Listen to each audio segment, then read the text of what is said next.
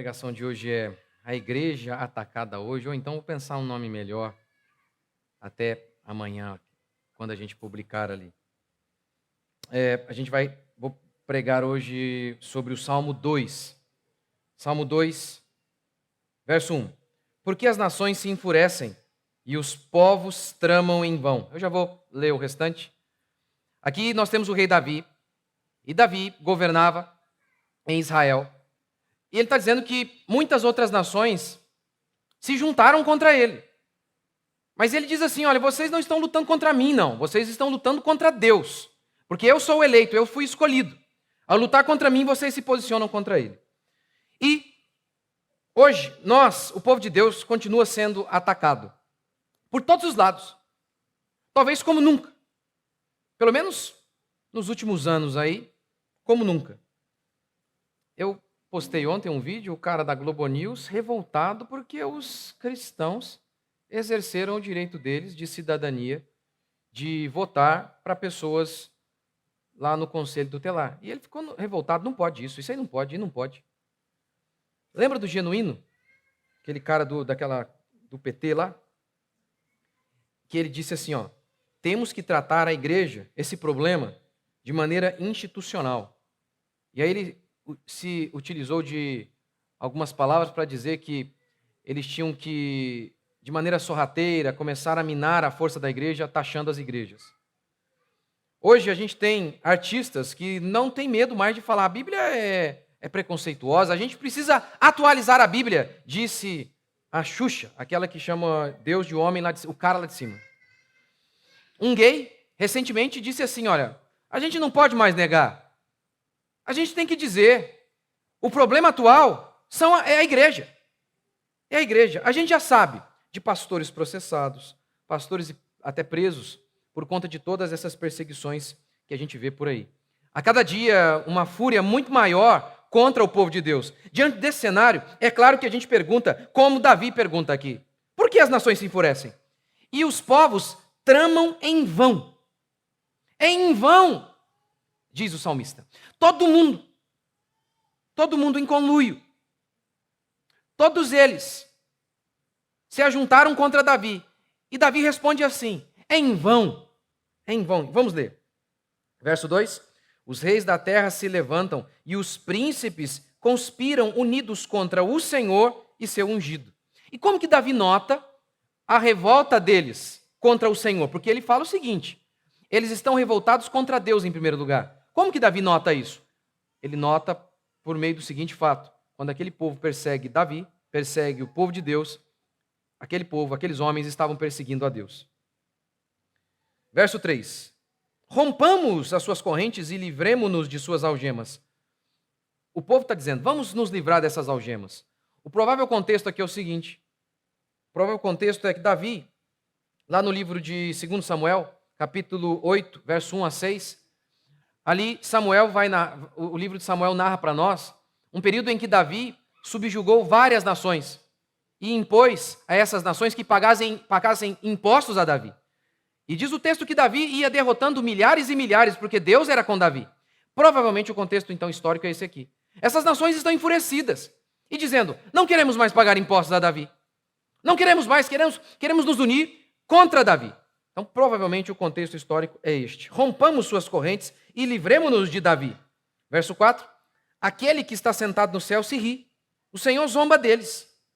Então ele os repreende na sua ira e os aterroriza no seu furor, dizendo, eu mesmo constituí o meu rei em Sião, o meu santo monte. Proclamarei o decreto do Senhor. Ele me disse, Davi está dizendo, tu és o meu filho, hoje te gerei. Davi está dizendo isso, que Deus disse isso para Davi. Você é o meu eleito, você é o meu ungido.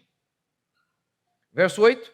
Pede-me, Davi, e te darei as nações como herança, e as extremidades da terra como propriedade. Tu as quebrarás com uma vara de ferro, e as despedaçarás como se fossem um vaso de barro. Agora, ó rei, sede prudentes, juízes da terra, acolhei a advertência, cultuai o Senhor com temor e regozijai-vos com tremor. Beijai o filho, que no caso aqui é Davi, para que ele não se irrite, e não sejais destruídos no caminho, porque em sua breve ira se acenderá. Porque em breve sua ira se acenderá. Bem-aventurados todos os que confiam nele. Eu sei, vocês devem ter notado que eu apliquei esse texto à igreja hoje. Eu estou dizendo que essa fúria dos homens contra nós é a mesma do Salmo 2. Daqueles homens contra Davi, contra o reino de Davi. Sabe por que eu fiz essa aplicação? Porque Pedro fez. Pedro usou esse texto lá em Atos. Os homens estavam furiosos contra a igreja. E Pedro então cita exatamente este texto que eu acabei de ler com vocês. Por que as nações se enfurecem? Qual é o contexto lá em que Pedro faz a aplicação desse texto? Jesus Cristo havia sido assunto ao céu. Seus discípulos estavam pregando com poder e levando o evangelho por todos os lados. A primeira pregação trouxe 3.000 conversões. Mas diz o texto em Atos capítulo 3, que Pedro ora e um coxo, um paralítico, começa a andar. Por conta disso, Pedro prega e mais 2.000 pessoas se convertem. E isso ele faz à porta do templo. As autoridades da época, religiosas, ficaram enfurecidas e chamaram Pedro e os demais apóstolos. E disseram, o que está acontecendo? O que é isso? E aí diz o texto em Atos 4,14, e vendo com eles em pé o homem que havia sido curado, nada tinham para dizer em contrário. Não tinha como negar aquilo que a fé cristã estava realizando. Aquilo que o poder de Jesus Cristo estava operando. Não tinha como refutar aquele argumento, não tinha como. Não tinha como. Nessa hora, diz o texto, que as autoridades começaram a conversar entre si. O que faremos? O que faremos? Porque não dá para refutar o argumento deles. Não tem como. O que eles falam, como que a gente vai lidar com eles? O que a gente vai fazer? E aí eles decidiram, vamos ameaçá-los. Porque derrotá-los via argumento não dá. Vamos ameaçar, vamos pôr na cadeia. E diz o texto que quando eles ameaçaram Pedro, Pedro disse, jamais. Não adianta nos ameaçar. Nós vamos pregar até o final. Aquele homem que havia negado Jesus Cristo, agora está de pé. E mais, ele disse assim, vocês mataram Jesus, vocês são assassinos. Diz o texto assim, que as autoridades, vendo a coragem em Pedro e os demais discípulos, eles perceberam que, de fato, aqueles homens estavam com Jesus.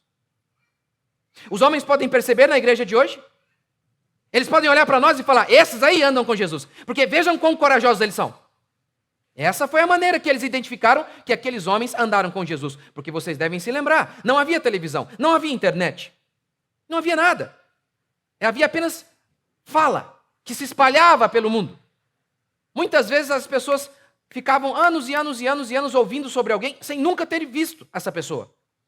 Ali eles disseram, agora nós sabemos, esses homens andaram de fato com Jesus. Porque veja a intrepidez e a coragem deles.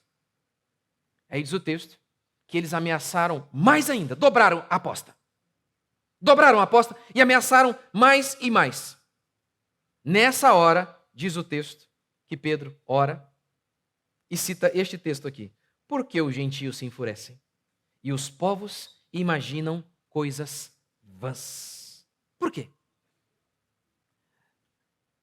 Pedro aplica então este salmo a nós, a igreja.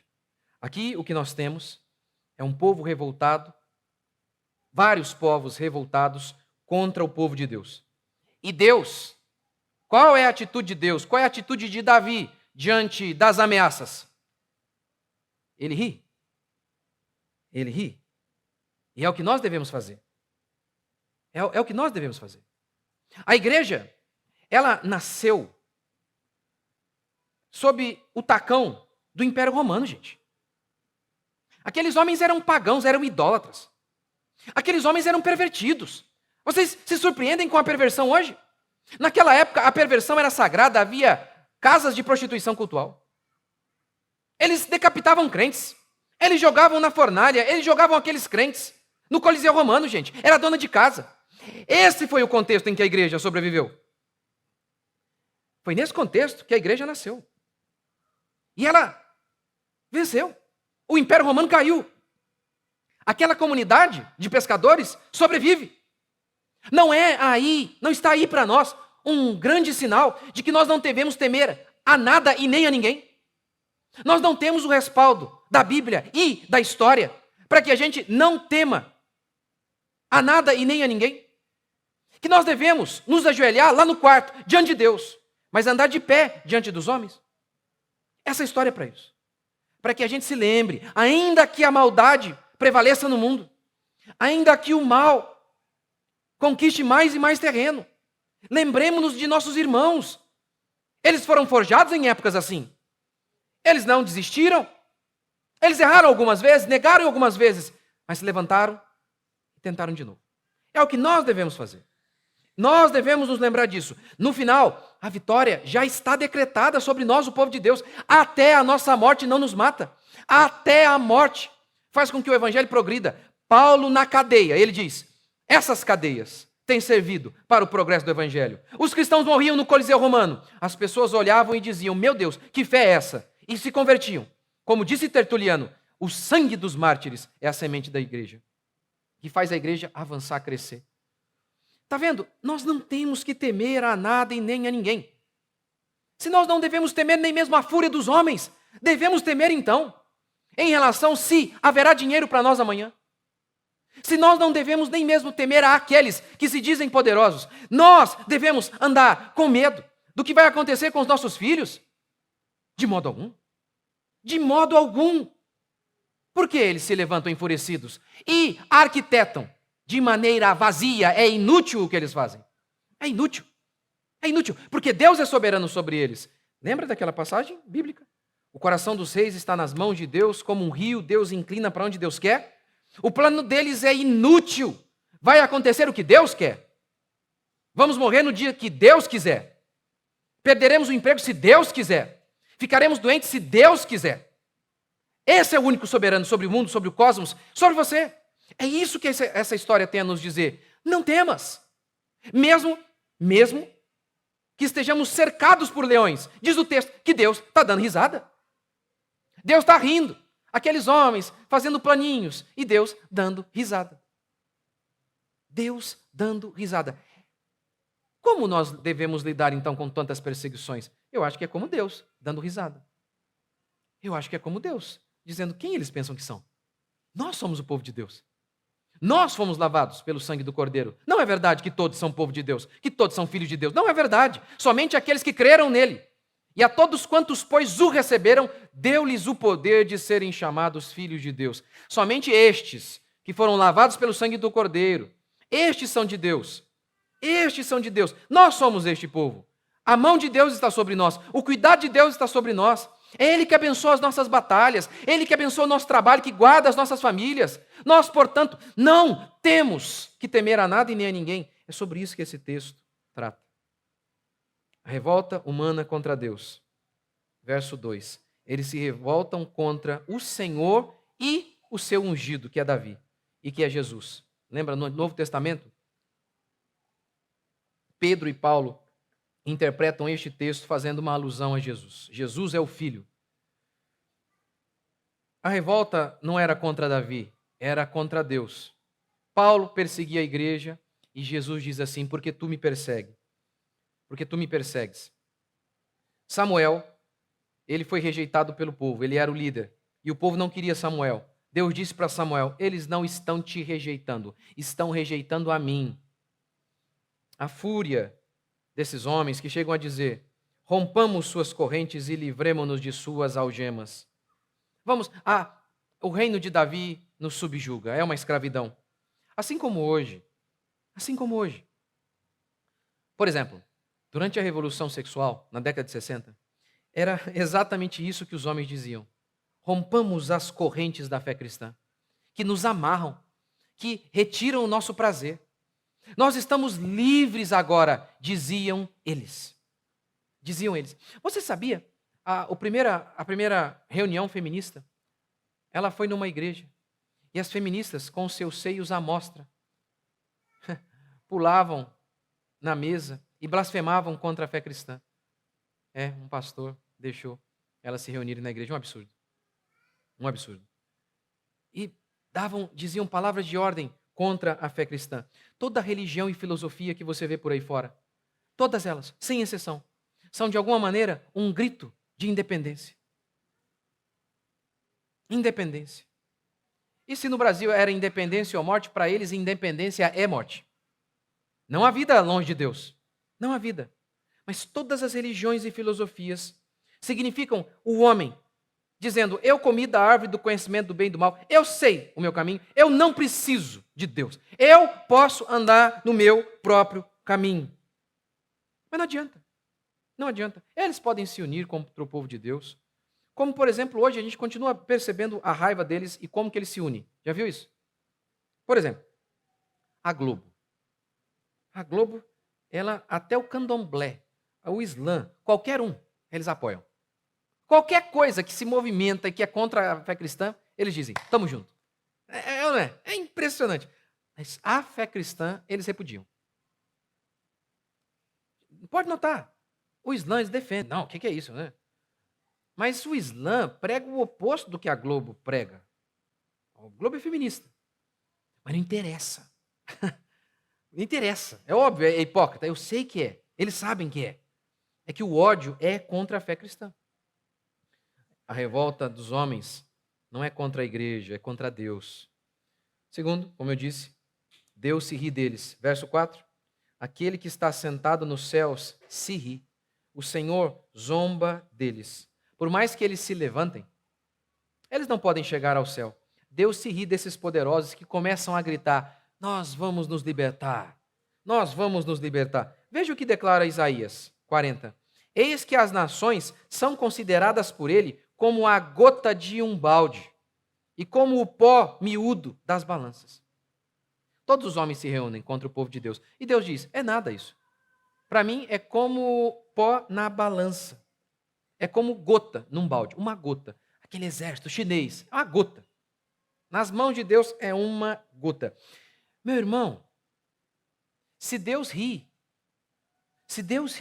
diante da fúria das nações, por que você chora? Meu irmão, se Deus ri de quando esses homens pensam estar ganhando, pensam que têm o controle, pensam que estão fazendo sambinha na cara da gente, se Deus ri deles, por que você chora? Por que você desanima quando você vê um juiz imoral e corrupto? E você diz, meu Deus. Por que você chora? Por que você perde o ânimo? Quando um juiz olha para um cidadão comum e diz, perdeu, mané. Por que você chora? Por quê? A sua esperança está nesse mundo, nos homens deste mundo. Esse mundo vai de mal a pior. É o que a Bíblia declara. Mas todos esses homens corruptos serão punidos. É isso que esse texto diz. E é aqui o meu terceiro ponto. Deus não vai ter misericórdia deles. Verso 5. Então ele os repreende na sua ira e os aterroriza no seu furor, dizendo, eu mesmo constituí o meu rei em Sião, no meu santo monte. Verso 9. Tu as quebrarás como uma vara. Deus está dizendo que ia usar Davi e depois Jesus. Tu as quebrarás com uma vara de ferro e despedaçarás como se fossem um vaso de barro. O que ele está dizendo aqui? Ao falar de ira, ao falar de ser ungido com uma vara de ferro para destruí-los como vaso de barro. O que ele está dizendo? Ele está dizendo eu não vou ter piedade deles. Eu não vou ter. Eu vou aniquilá-los. Eu vou destruí-los. Eu vou destruí-los. A ponto de o mais bravo deles, ele vai se comportar como uma criança, como uma donzela. Ele vai, porque eu vou infundir terror sobre estes homens. Não terá misericórdia. Lembra de Lázaro e do rico? O rico vai para o inferno. Lá no inferno, o rico de longe vê Lázaro na glória. E o rico diz o quê? Pede para Lázaro molhar a ponta do dedo, levantar o dedinho, trazer aqui, fazer assim, pingar uma gota. E Abraão diz, não. O anjo diz, não. Não. Nem uma gota de misericórdia. Nem uma gota. Este é o destino de todo o ímpio e de todos aqueles que se levantam contra o povo de Deus, o genuíno povo de Deus. Veja bem, a gente não está falando aqui das falsas igrejas, dos falsos crentes. Esses têm que ser combatidos, Cristo foi o primeiro a combatê-los. Mas o que a Bíblia declara é que com cetro de ferro Deus vai reger essas nações. Olhe para trás, veja se Deus já não fez isso. Deus destruiu uma a uma. O Império Romano, no século V, quando o general Alarico, no ano 410, invadiu Roma e destruiu tudo. Está vendo? Vai olhando. Uma a uma foram caindo. Vão apenas trocando. Porque Deus vai fazendo uma reciclagem. Aí ele usa esse ímpio para julgar esse ímpio. Aí depois que ele mata esse, aí vem um outro ímpio para julgar esse e fica assim. Mas todos eles desaparecem. Note isso. Veja se Deus já não tem feito isso, já não tem julgado essas nações. Já não tem punido impérios pomposos que pareciam invencíveis. Quando você estuda, por exemplo, a história de Roma, o que você olha assim e fala, gente, é um negócio que parecia invencível, um negócio gigantesco, poderoso. Quem podia se levantar contra? Aí os bárbaros se unem, vão invadindo e vão... Primeiro que eles vão invadindo já, porque eles já estavam lá dentro. Enfim, mas vão e derrubam. E derrubam, acabam. Vai destruindo tudo. E vão dominando. E você, ao longo da história, é isso que você vai vendo. Impérios e mais impérios ruindo. Quarto, Jesus é o rei. Verso 7. Proclamarei o decreto do Senhor. Ele disse, tu és o meu filho e eu hoje te gerei. Lá no Novo Testamento, os apóstolos aplicam este texto a Jesus, dizendo que Jesus é o Messias. Verso 8. Pede-me e te darei as nações como herança e as extremidades da terra como propriedade. Ele está dizendo que Cristo seria estabelecido, como de fato foi, como o Messias, como o Rei, e que, no final, a causa de Cristo e de sua igreja é uma só, vitória. É assim que este salmo termina. Esta é a conclusão do salmo, que Deus vai despedaçar as nações e que o seu rei, ele vai se manter. E note isso, há várias outras profecias que têm tudo a ver com essa aqui. Aquela grande profecia, lembra que a profecia que Deus deu a Davi, que o reino de Davi não teria fim? Lembra disso?